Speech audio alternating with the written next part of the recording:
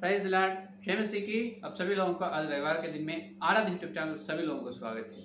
आइए प्रिय, आज रविवार का वचन सुनेंगे। वचन सुनने से पहले प्रार्थना करें। आइए फिर से प्रार्थना करें। हालेलुया हालेलुया, स्तुति स्तुति स्तुति। धन्यवाद धन्यवाद करते हैं पूज्य पिता परमेश्वर सर्वशक्तिमान प्रभु को धन्यवाद करते हैं। हे प्रभु जी, गई सप्ताह से सप्ताह पूरा हमको प्रभु आपके पंखों के नीचे हमको संरक्षा किए। आपके प्रभु आशीष के लिए धन्यवाद। आपके उद्धार, आपके वचन की सच्चाई, आप दिए भविष्यवक्ता के लिए, आपके दिए प्रभु काम और परिवार सब के लिए आपको कोटि कोटि से धन्यवाद सौंपते हैं प्रभु। धन्यवाद हो प्रभु जी, फिर एक रविवार देखने के लिए, आप दिए इस अच्छे मौके समय के लिए, इस तुम्हारे सुंदर चरणों को चुम्बन कर दे प्रभु। इस समय प्रभु हम तुम्हारे वचन सुनने के लिए तुम्हारे चरणों के पास आए प्रभु। तेरे दास का ज्ञान को भरपूर से क्रोस पर छुपा दे। तेरे उत्तम वचन, तेरे भलाई वचन के द्वारा प्रभु जी हमारे चाल चलन कैसे है, गहरे वास से अब तक हमारे पापों को तेरे वचन के उजाला में जांच लेने को, पापों को परीक्षा करने के अनुग्रह दीजिए। सारी प्रार्थना को यीशु मसीह के नाम से मांगते हैं पिता, आमीन आमीन। सभी लोगों को जय मसीह के रविवार के सारे प्रकाशवाद प्रभु के जीवन में देगा, आमीन हालेलुया। आइए प्रियो, प्रभु में मेरे प्रियो, आइए सदा वचन में जाएं। आज का मूल वचन फिलिपियों की पत्री दूसरा अध्याय 12 वचन को देखो। दूसरा अध्याय 12 वचन। इसीलिए हे मेरे प्रियो, जिस प्रकार तुम सदा से आज्ञा मानते आए हो, वैसे ही अब भी ना केवल मेरे साथ रहते हुए, पर विशेष करके अब मेरे दूर रहने पर भी डरते और कांपते हुए अपने अपने उद्धार का कार्य पूरा करते जाओ। जो पढ़े वचन को पवित्र आत्मा परमेश्वर अपने बीच में तोड़कर वचन का आशीर्वाद दे, आमीन हालेलुया। प्रभु में मेरे प्रियो, देखिए फिलिपियों की पत्री दूसरा अध्याय 12 वचन में देखो। अपने मालूम में है, हर दिन वचन पढ़ते हैं, अच्छी तरह से मालूम है। यहाँ पर फिलिपियों को एक आज्ञा दे रहा है पौलुस ने, भक्त पौलुस ने फिलिपियों को आज्ञा दे रहा है। आज्ञा क्या है वो सुनने से पहले फिलिपी कलीसिया या फिलिपियों की चाल चलन, उनकी आत्मिक जीवन कैसी है वो यहाँ पर दिखाई दे रहा है। सुनो क्या बोल रहा है। इसीलिए हे मेरे प्रियो, जिस प्रकार तुम सदा से आज्ञा मानते आए हो, हालेलुया।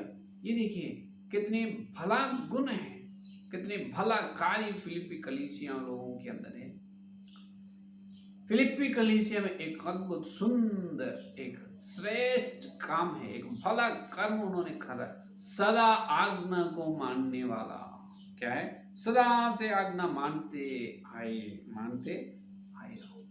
आज्ञाओं को मानने का स्वभाव फिलिपियों के अंदर है, फिलिपी कलीसियाओं के अंदर। प्रभु में मेरे प्रियो सुनिए, आज्ञा मानने का मतलब नम्र होना, नम्रता। या आज्ञा को अपमान करना या आज्ञा के विरोध करना, वो विरोध उठना, यानी वो विरोध उठना, नम्रता। फिलिपियों के अंदर नम्रता है। सदा आज्ञा बोलने से फिलिपियों को बहुत अच्छा लगता है। अरे पौलुस के द्वारा पवित्र आत्मा परमेश्वर हमसे बात कर रहा है, परमेश्वर खुद हमसे बात कर रहा है, परमेश्वर हमको आज्ञा दे रहा है। हमारे पास परमेश्वर आकर हमें आज्ञा दिए जा रहा है, तो हम कितना धन्य लोग हैं। हम एक मन से उस आज्ञा को हम मानेंगे, परमेश्वर को खुश रखेंगे। हम आज्ञा मानते हैं। आज्ञा मानने के स्वभाव फिलिपियों के अंदर है। नम्र लोग है, नम्रता है या नहीं। तो सदा आज्ञा को मानने वाले फिलिपियों को पौलुस ने एक सावधानी दे रहा है। सावधान ध्यान रखो फिलिपियों, तुम्हारे अंदर नम्रता स्वभाव है, बहुत नम्र लोग है। तुम सदा आज्ञा को मानने वाला है। कोई आज्ञा को आप ना मानने का नहीं, इनकार करते नहीं, आज्ञा को सम्मान करते हैं और मानते हुए, मुझे पता है। लेकिन तो अब जब मैं तुम्हारे सामने रहते हैं तब सदा आज्ञा को माने, अब मैं तुम्हारे से दूर हूँ। इसका मतलब आजकल देखिए नम्रता में अलग अलग प्रकार की नहीं होते। अभी कलीसिया में सेवक है, सेवक कलीसिया चरवाहा है, ये भेड़ है। हाँ? तो चरवाहा जब कलीसिया में रहते हैं, तब चरवाहा कलीसिया में रहते जब भेड़ पूरा अच्छी तरह से, भेड़ अच्छी तरह चरवाहा के पीछे हो लेते हैं, पीछे पीछे चलते हैं। जब चरवाहा नहीं रहते, जब भेड़ क्या होते हैं, उधर इधर तितर बितर हो जाते, उधर भागते, एक उधर एक उधर एक, क्यों? चरवाहा नहीं है। तो चरवाहा के सामने नम्र रहना अलग है, चरवाहा नहीं हो तो चरवाहा न रहने समय भी नम्र रहना, आज्ञा को सदा मानना अलग है। देखिए फिलिपियो कलीसियों के सुंदर गुण। पौलुस रहने पर भी वही नम्र था, पौलुस दूर है, अभी कहाँ पर है? पौलुस ने जेल में है, सुसमाचार प्रचार करने से उनको जेल में डाले, कारागार में है, तो कारागार में से पत्र लिखा है। लेकिन फिलिपियों को ऐसा डर है, अपने बीच में पौलुस है, पौलुस ही बोल रहा है, पौलुस का बाद पौलुस रहने से यही बोलता है, वही करेंगे। देखिए चरवाहा रहने पर भी भेड़ों को वही भय, चरवाहा ना रहने से भी वही भय है। तो प्रभु में मेरे प्रियो, ये बहुत श्रेष्ठ गुण है फिलिपी कलीसिया। तो चेतावनी ये है, मैं तुम्हारे से दूर हो तो भी तुम डरते और कांपते हुए अपने अपने उद्धार को पूरा करते जाओ। हालेलुया, ये है असली बात। डरते और कांपते हुए अपने अपने उद्धार को पूरा करते जाओ। ये है, यहाँ से अपनी असली संदेश शुरू हो रहा है। देखिए प्रभु में मेरे प्रियो, ये अपने अपने उद्धार, ये उद्धार तो अपना नहीं हो सकता है, क्योंकि एफिसियों की पत्री में अपन देखें तो 2 अध्याय 8वां वचन देखिए, एफिसियों की पत्री 2 अध्याय 8वां वचन, क्योंकि विश्वास के द्वारा अनुग्रह से तुम्हारा उद्धार हुआ है, और यह तुम्हारी ओर से नहीं परंतु परमेश्वर का दान है, और न कर्मों के कारण, ऐसा ना हो कि कोई घमंड करे। हालेलुया। देखिए विश्वास और अनुग्रह के द्वारा तुम उद्धार हुआ है। क्या? विश्वास के द्वारा अनुग्रह से ही तुम्हारा उद्धार हुआ है। Hallelujah hallelujah. ये तुम्हारी ओर से नहीं, ये परमेश्वर का दान है। ये उद्धार पहला अपना नहीं है। मूल वचन में अपने अपने उद्धार को बोला है, बताया है पौलुस जी, लेकिन उद्धार अपने नहीं है, वो परमेश्वर का दान है। क्या बोल रहे हैं? वो परमेश्वर के दान है, दान है, दान है, दान है या नहीं? तो परमेश्वर का दान अपने पास आए कब? जब अपन बपतिस्मा लिए हैं, पानी में से डुबाए और फिर से उठाए हैं, उस समय जब अपन उद्धार पाए स्वर्ग से परमेश्वर एक दान अपने को, एक वरदान दिया है अपने को, उसका नाम है उद्धार। अभी किसी एक शुभ कार्यक्रम है, जब कोई जो फंक्शन में चलते चलते हैं, जब खाली हाथों से नहीं जाते, एक उपहार, एक गिफ्ट लेके जाते हैं, एक गिफ्ट को लेके जाते हैं, जो रिसेप्शन हो, शादी हो, जो कुछ भी हो। तो फंक्शन में जाने से पहले उन्होंने गिफ्ट पैक करते हैं, तैयार होकर गिफ्ट लेके चलते हैं। वहाँ पर जाने के बाद उस फंक्शन में जिसको गिफ्ट देना है, फंक्शन के मुख्य व्यक्ति को गिफ्ट देते हैं, उपहार को देते हैं, उनके हाथ में सौंप देते हैं। बाद में वापस लौट आने के बाद अभी बताइए गिफ्ट किसका है? जो दिए हैं उसका है, जो लिए अभी उसका है। तो अभी लिए हैं उसको, उसके ऊपर सर्व पूरा अधिकार रहेगा। देने से पहले इनके हाथों में है, फंक्शन को जाने से पहले उस उपहार के ऊपर सारे प्रकार का हक इनको है। जब फंक्शन को गए हैं, वहां पर जो व्यक्ति को देना है, विशिष्ट व्यक्ति को दिए हैं, उन्होंने ले लिए। लेने के बाद उस चीज, उस उपहार, उस गिफ्ट पर सारे प्रकार का हक लिए व्यक्ति को रहता है या नहीं? देने से पहले इनका है, लेने के बाद उसका हो गया, वो उसका है। बराबर उद्धार भी विश्वास और अनुग्रह के द्वारा अपने जीवन में जब आए हैं, बपतिस्मा के समय आने से पहले वो परमेश्वर का है, लेकिन अपने पास जब अपन उद्धार पाए तब अपना बन चुका है। हालेलुया। पहले परमेश्वर का, बाद में अपना। अभी पूरा उद्धार के ऊपर अधिकार अपने को है, परमेश्वर को नहीं। पूरा उद्धार के ऊपर सारे प्रकार का अधिकार अपने को है, परमेश्वर को नहीं। तो परमेश्वर एक बड़ा दान अपने जीवन में दी है, उसका नाम उद्धार। उद्धार का मतलब यह है एक बहुत बड़ा संपत्ति दिया है।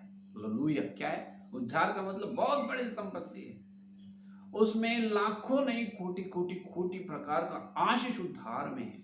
एक अच्छी तरह का उदाहरण, एक बड़ा खेत है, समझो एक बड़ा खेत है, तो उस खेत को खेती करने छोड़ दे, उस बड़ा खेत को खेत करना छोड़ के फ्लैट्स करे हैं। इसका मतलब जगह जगह जगह 200 200 ऐसा प्लाट्स करे हैं।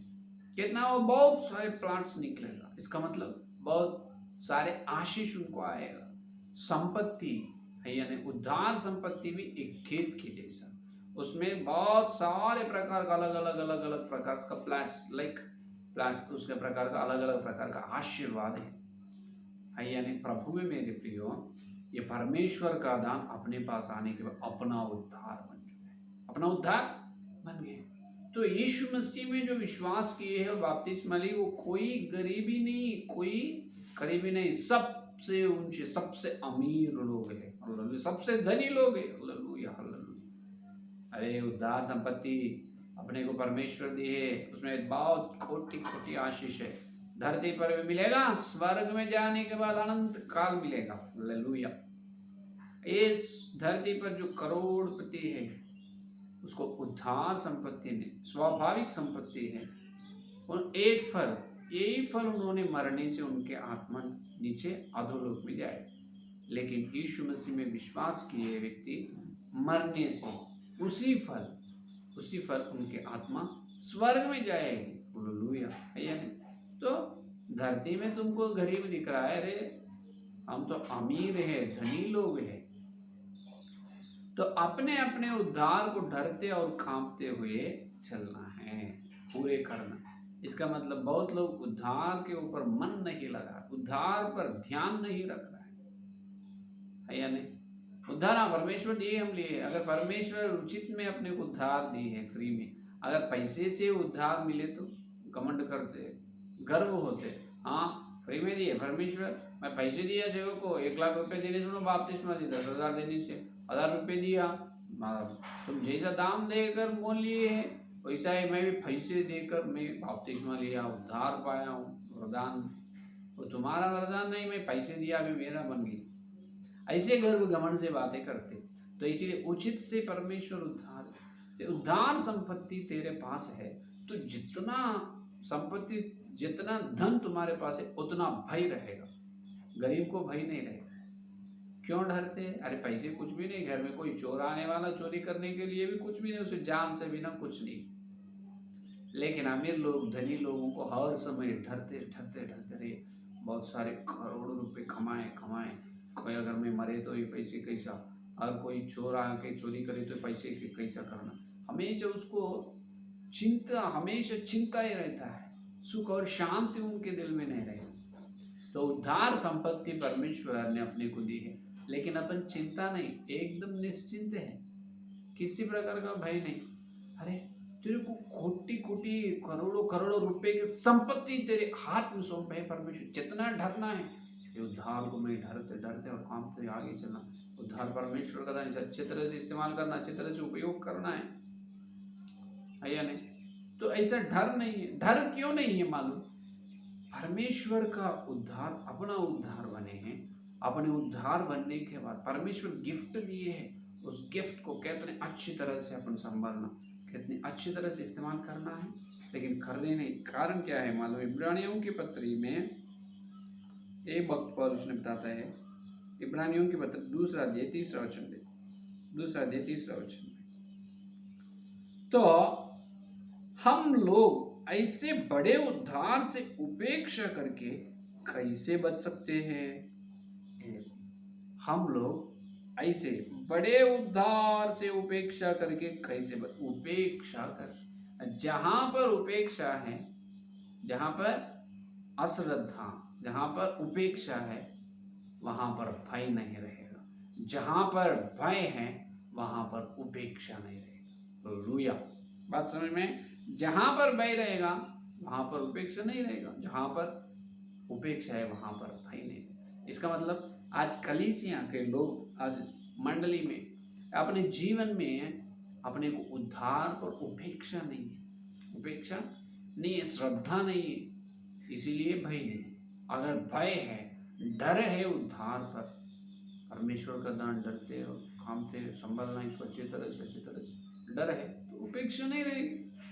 हालेलुया। और क्या बताया यहाँ पर? तीसरी बात, पहला बात यह परमेश्वर का उद्धार, वो बने हैं अपना उद्धार। अभी अपना उद्धार दूसरा पॉइंट है। अपने उद्धार पर अपने को डरते और कांपते हैं, डरते और कांपते आत्मिक जीवन में आगे बढ़ते हैं, तब उद्धार की महत्वपूर्णता अपने को मालूम होते है। तब बोलेगी तीसरी बात, ये बड़े उद्धार परमेश्वर मुझे दिए, वो बड़े उद्धार है, बहुत बड़ी है, बहुत बढ़िया है। कभी आप तो बोले आपकी जीभ से, हे परमेश्वर तुम दिए उद्धार बहुत बड़ी, बहुत बड़ी, इतनी संपत्ति मेरे हाथ में सौंप है, कैसे इसको मैं हैंडल करूं, कैसे इसको मैं रखूं, कैसे इसको आगे ले चलूं उद्धार को। पितरात्मा परमेश्वर तेरी अगुवाई मुझे चाहिए, मुझे ले चले।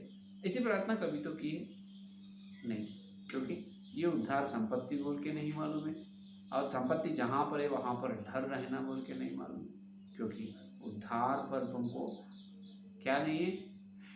अपेक्षा नहीं है उद्धार पर। हाँ, उपेक्षा है ही नहीं। उपेक्षा रहने से डर रहते हैं, उपेक्षा नहीं रहे तो डर नहीं रहते हैं। तो इसीलिए बोल रहे उपेक्षा करके कैसे बच सकते? क्योंकि ये बड़े उद्धार, पहला परमेश्वर का उद्धार, दूसरा है अपने उद्धार, तीसरा है बड़े उद्धार। बड़े उद्धार अपन बोलना है, डरते और कांपते उद्धार में आगे चलते जब बोलना है परमेश्वर तेरी उद्धार बहुत बड़ी है, बहुत बड़ी, इसीलिए आपको कोटि कोटि धन्यवाद सौंप रहे। वो तीसरा है। तो जो लोग डरते और कांपते हुए उद्धार में आगे चलते, पूरा करने के लिए यत्न करते, उसको उद्धार की महत्वपूर्णता मालूम होती है। जिसको उद्धार की महत्वपूर्णता मालूम होती है, जो लोग उद्धार का स्वाद को लेते हैं, वो चौथा स्टेप, चौथा आशीर्वाद को पाएंगे। उस आशीर्वाद ये इब्रानियों के पत्र 5वां अध्याय 10वां वचन में, ये इब्रानियों के पत्र 5वां अध्याय 10 वचन 5 और 10 में देखो। और उसे परमेश्वर की ओर से मलकीसिदक की रीति पर महायाजक का पद मिला। इसके विषय में बहुत सी बातें कहनी है। देखो एक मिनट है, देखिए ये एक मिनट है, 9 का वचन देखिए, सॉरी 9 का वचन, इब्रानी तो 5 और 9 का वचन। और सिद्ध बनकर अपने सब आज्ञा मानने वालों के लिए, और सिद्ध बनकर अपने सब आज्ञा मानने वालों के लिए सदा काल के उद्धार का कारण हो गया। Hallelujah, hallelujah. और देखिए परमेश्वर पुत्र होने पर भी उसने दुख उठा कर आज्ञा मानने सीखे हैं। बहुत नम्र है, उनकी नम्रता से उन्होंने सदा काल के उद्धार के कारण हो गए। यहाँ पर सदा काल का उद्धार चौथा, पहला परमेश्वर का उद्धार, दूसरा अपने उद्धार, तीसरा बड़े उद्धार, चौथा सदा काल का उद्धार। सभी लोग दूसरे सीढ़ी पर है, परमेश्वर के उद्धार को पाए हैं, वो अपने उद्धार बन गए, खत्म, दूसरे सीढ़ी पर है, सेकंड स्टेप में। और तीसरे उद्धार का स्वाद, उद्धार में खोज कर उद्धार को पूरे करने के लिए डरते और कांपने की यत्न नहीं कर रहा है, इसीलिए उद्धार की बड़ी उसकी महत्वपूर्णता मालूम नहीं हो रहा है। ये तीसरा, कुछ लोगों को मालूम हो रहा है, और वही बड़ी उद्धार, ये बड़ी उद्धार है, बड़ी उद्धार है, बहुत बढ़िया है, बहुत बढ़िया है। ऐसे डरते और कांपते हुए जो लोग आगे बढ़ते हैं, उसको मिलेगा चौथा आशीर्वाद, सदा काल का उद्धार। सदा काल का उद्धार कहाँ पर है? स्वर्ग में। हालेलुया। कहाँ पर है? स्वर्ग में। सदा काल का उद्धार स्वर्ग का आशीर्वाद। तो पहले सीढ़ी में कुछ लोग है, ये परमेश्वर का है, परमेश्वर। दूसरी सीढ़ी पर कुछ लोग है, ये अपने उद्धार। तीसरे, ये अपने उद्धार बहुत बढ़िया है, बहुत बड़ी उद्धार है, कोई भी नहीं बोल, स्वाद ही मालूम नहीं हो रहा। तीसरा आशीर्वाद। चौथा, अगर उद्धार, बड़ी उद्धार तुम समझकर उस उद्धार में आप पूरा करने के लिए यत्न कर रहा है। हाँ, क्या है? उपेक्षा जहां पर है वहां पर परमेश्वर का डर नहीं रहेगा। जहां पर परमेश्वर का डर है वहां पर उपेक्षा नहीं रहेगी। हालेलुया। तो जिस तुमको उपेक्षा नहीं है, उपेक्षा नहीं है, इसीलिए बड़ी उद्धार नहीं समझ रहे। उसी प्रकार सदाकाल के उद्धार को भी आप नहीं ले जा रहे। सदाकाल का उद्धार जो है उसमें तुम पहुंचना है तो ये पहले 3 सीढ़ी में से जाना पड़ेगा। सब लोग दूसरे सीढ़ी पर है। देखिए फिलिप्पी कलीसिया सदा आज्ञा को मानने वाली कलीसिया, फिलिप्पी मंडलियों के अंदर नम्र है, बहुत नम्र स्वभाव, सदाकाल सदाकाल उद्धार, सदाकाल सदा नम्र था।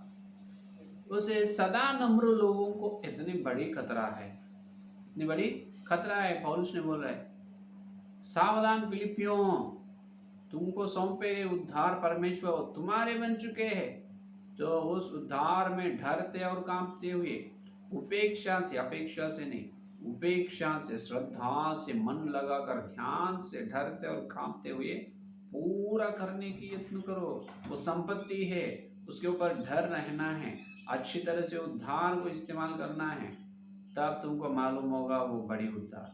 जिसको उद्धार बड़ी उद्धार, तो बड़ी उद्धार बोल के मालूम पड़ेगी, वो लोग चलेगी सदाकाल के उद्धार, वो उसका प्रवेश होगी स्वर्ग कलीसिया। हालेलुया, स्वर्ग में, स्वर्ग। तो परमेश्वर के उद्धार से अपने उद्धार, अपने उद्धार से बड़ी उद्धार, बड़ी उद्धार से सदाकाल के उद्धार। तो ये क्यों बता रहे मालूम है? पवित्र आत्मा परमेश्वर ये बोल रहा है, बीच में कुछ लोग ये संपत्ति को बेच देते।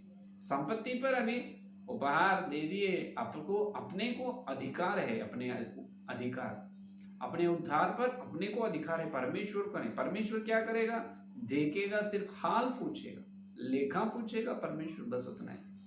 तो कुछ लोग उसको बेचते। खरीदने वाला कौन है? शैतान। कौन है? शैतान।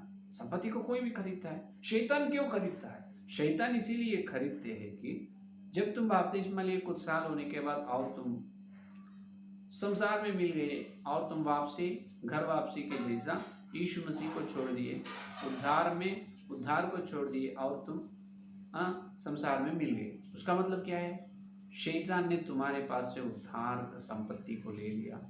तब नरक से बचे हुए तेरी आत्मा फिर से नरक में जाएगी। तो नरक की संख्या, नरक में जाने वाली संख्या बढ़ेगी। एक आत्मा को नरक से झपट कर खींचने से स्वर्ग में त्योहार होगा। उसी प्रकार एक उद्धार पाए आत्मा को स्वर्ग जाने से खींचकर नरक से मिलाए तो नरक में होगा त्योहार, नरक में होगा त्योहार। एक व्यक्ति यीशु मसीह में आए तो स्वर्ग में त्योहार है, एक व्यक्ति नरक में गए तो नरक में त्योहार है। हाँ, शैतान की पूरे सेना अधोलोक में बहुत बड़ा फेस्टिवल, बहुत बड़ा ईद मना लेते हैं। हाँ, क्या बोल रहे, बहुत बड़ा पर्व दिन है अधोलोक लोगों को, क्योंकि हम एक व्यक्ति के उद्धार को हम ले लिए, उसको गिरा दिए, उसको चौक दिए, उसको भटका दिए। हाँ, हम फरके हैं, उन्होंने गिर गया है, उद्धार को बेच दिए। यीशु मसीह कौन है? बोले यीशु मसीह मुझे ना चाहिए, बोले उनकी जीभ से, खत्म, उद्धार खलास। कहाँ पर है? शैतान ने अपने पास जो संपत्ति है उसकी मूल्यता, उसकी बड़ी महत्वपूर्णता अपने को मालूम है, शैतान को मालूम है, इसलिए दिन और रात शैतान ने काम कर रहा है। अपने पास जो है संपत्ति को अच्छे तरह से पकड़ के रहना है, अपना मुकुट पर ध्यान रखना है, संपत्ति पर ध्यान रखना है। अगर तुम्हारी संपत्ति पर ध्यान नहीं रखते हो, सदाकाल के उद्धार तुम्हें ना मिलेगी। अच्छे उदाहरण इस्राएल लोग, जंगल में इस्राएल लोग विश्राम में नहीं पहुंचे, क्योंकि हमेशा परमेश्वर के विरुद्ध बात करना, फुड़फुड़ाना, डुबाना, हमेशा परमेश्वर ने क्रोध उठाया, नहीं, परमेश्वर को सताया है वो लोग, तो विश्राम में नहीं पहुंचे, सदाकाल का उद्धार नहीं मिले उनको। आज नए नियम की इस्राएल लोगों को भी ये खतरनाक है, ये बहुत बड़ा खतरनाक है, अपने सामने ये है। बहुत बड़ा खतरा, ये खतरनाक ही खतरा है। तो अपने अंदर फिलिपियों के स्वभाव तो नहीं, सदा आज्ञा को मानने वाला नम्र लोगों को उतनी बड़ी खतरा है। तो तुमको और मेरे को आपन कितना फिलिपी कलीसिया के सामने है या नहीं। उसमें पौलुस को देखे, पौलुस के वचन सुने हैं, पौलुस की बातों का आज्ञा को मान रहे हैं, लेकिन भी पौलुस ने उसको सावधान सावधान बोला है। अपन पौलुस को नहीं देखे, वचन को सुन रहे हैं, वचन को कुछ लोग ध्यान भी नहीं, कुछ लोग तो रविवार को बाइबल को पकड़ते हैं, छूते ही नहीं, ऐसा टच करते ही नहीं पूरे सप्ताह। रविवार को टच करे, फिर रविवार को लेके आते चर्च में, फिर चर्च में अलमारा में रख देते। अरे क्या है, कैसे जाते आप स्वर्ग में? तुम असल दूसरे सीढ़ी पर ही नहीं, अपने उद्धार बोल के तुम समझ रहे नहीं, और तुम उद्धार बड़ी उद्धार बोल कब समझते? और बड़ी उद्धार में चलते चलते आखिरी में सदाकाल के उद्धार पे चलना, चौथा सीढ़ी में। अरे तुम पहले सीढ़ी में, दूसरा सीढ़ी में गिर जा रहे, तीसरा और चौथा सीढ़ी कब चढ़ेंगे? है या नहीं? तो बिछवाई है, बहुत बड़ा बिछवाई, बिछवाई में एक एक एक एक एक चलते जाना, चलते जाना। हालेलुया। तो प्रभु में मेरे प्रिय जाओ, पवित्र आत्मा परमेश्वर अपने से पूछ रहा है, क्या परमेश्वर इतना ऊंचे दान संपत्ति तुम्हारे हाथ में सौंपे है, तो उसको कैसे उपयोग कर रहा है? एक बचपन में एक कहानी था, एक बहुत बड़ा अमीर है, एक बहुत बड़ा अमीर, उसके पास 3000 करोड़ पैसा है, 3000 करोड़ रुपया। उसका एकलौता बेटा है, उसको 30 दिन समय दिए, 1 महीना समय दिए, 30 करोड़ दिए। एक धनी व्यक्ति, उनको एकलौता बेटा है, उसको क्या बोला है, हे बेटा मैं तुम्हें 30 करोड़ देता हूँ, तुम इसे व्यर्थ 1 रुपये में, 30 करोड़ रुपए से 1 रुपये में व्यर्थ नहीं करना, 30 दिन में इसको पूरे तरह से अच्छी तरह से खर्च करना है, न्याय से धर्म से तुम इसको खर्च करना है। 30 दिनों में 30 करोड़ तुम अच्छी तरह से अगर खर्च करे तो न्याय और धर्म से खर्च करने से तुमको मिलेगा 3000 करोड़। अगर तुम व्यर्थ करे, 1 रुपया में उसमें से तुम व्यर्थ करे तो तुम्हें वो 3000 करोड़ ना मिले। जब वो एकलौता बेटा बहुत ध्यान से 30 दिन 1-1 रुपया को 30 करोड़ को अच्छी तरह से न्याय से उसे खर्च करते हैं, आखिरी में उसको 3000 करोड़ मिलेगा, मिल गया। यहाँ पर अपन सीखना क्या है, उद्धार संपत्ति तुम्हारे हाथ में परमेश्वर सौंपे है, उस पर डरते और कांपते हुए तुम उस उद्धार को आगे ले जाते हैं, तब तुमको मिलेगा सदाकाल 3000 करोड़ की संपत्ति। हालेलुया। अगर ये 30 करोड़ की संपत्ति तुम व्यर्थ ना करना, खर्च ना करना, अच्छे तरह से अवसर को बहुमूल्य समझकर भलाई कर्मों के द्वारा, सच्चाई, वचन की सच्चाई के द्वारा तुम आगे बढ़ने से तुमको मिलेगा 3000 करोड़ सदाकाल की उद्धार। अगर अपने अपने उद्धार में अगर आप ठीक नहीं है तो बड़ी उद्धार नहीं समझते, सदाकाल के उद्धार में नहीं पहुंचते। तो जागो प्रियो, अपन परमेश्वर यीशु मसीह के चरण पकड़कर अपने पापों की क्षमा मांगेंगे। अपन हर दिन डरते और कांपते अपने उद्धार को पूरे करते, उस बड़ी उद्धार की महत्वपूर्णता सीख कर सदाकाल के उद्धार में प्रवेश होंगे। उस प्रकार के बड़े पवित्र परमेश्वर सबको देगा। आमीन। प्रार्थना करें। Hallelujah, hallelujah. स्तुति धन्यवाद करते हुए पूज्य पिता परमेश्वर, इस सुंदर वचन को प्रभु, इस सुंदर पवित्र हे प्रभु जी पुनरुत्थान दिन में हमको हमारे कानों में आप सौंपे, हमारे हृदय में वचन का बीज बोया गया है प्रभु, के लिए धन्यवाद, धन्यवाद प्रभु जी। इस वचन के रोशनी हमारे पापों को याद दिलाए। हाँ प्रभु, हम रविवार से रविवार तक नहीं, हम जब उद्धार पाए उस दिन से आज तक साल बीत गए प्रभु, सालों बीत गए, लेकिन प्रभु सालों बीत गए हैं, बीत गए, लेकिन बीतने पर भी हम उद्धार एक संपत्ति है, उसमें लाखों कोटि कोटि आशीर्वाद है, वो हम अच्छी तरह से उपयोग करने का, हजारों करोड़ रुपए की संपत्ति की ये नींव है, पुनादी है बोल के हम समझे नहीं। माफ कीजिए, अपने पापों क्षमा करो। ईश्वर तेरे पवित्र लोगों के नीचे माफ कीजिए। आपके उद्धार हमारे आत्मस्वरूप हमारे उद्धार बन गए, और ये उद्धार बहुत बढ़िया है। हम सीखना है, सीखने के बाद प्रभु हम सदा काल उद्धार में प्रवेश होना है। तेरे वचन के मार्मिक गहराई के लिए धन्यवाद, धन्यवाद, धन्यवाद प्रभु जी। हम गए रविवार से रविवार तक पूरे सप्ताह, सोमवार, मंगलवार, बुधवार, गुरुवार, शनिवार, आज रविवार तक हमारे प्रभु आंखों की दृष्टि में, सुनाई में और बातों में, प्रभु हृदय में और चाल चलन में, सारी बातों में छू गए वचन के उछल पापों।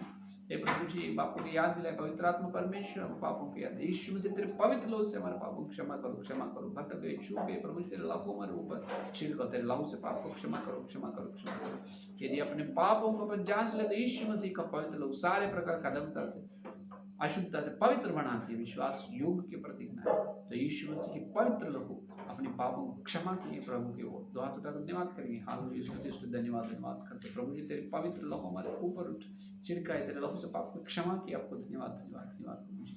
हम आज इस दिन से तेरे दूसरे आगमन तक अपने अपने उद्धार जो है वो बड़ी उद्धार मानकर सदाकाल के उद्धार में हम प्रवेश होने के लिए निरंतर निरंतर प्रभु डरते और कांपते हुए प्रभु जी उपेक्षा से नहीं प्रभु, उपेक्षा से श्रद्धा से हम चलते हैं, हमारी प्रतिज्ञा है प्रभु जी।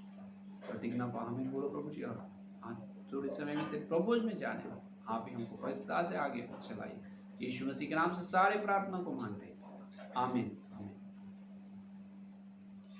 Praise Lord.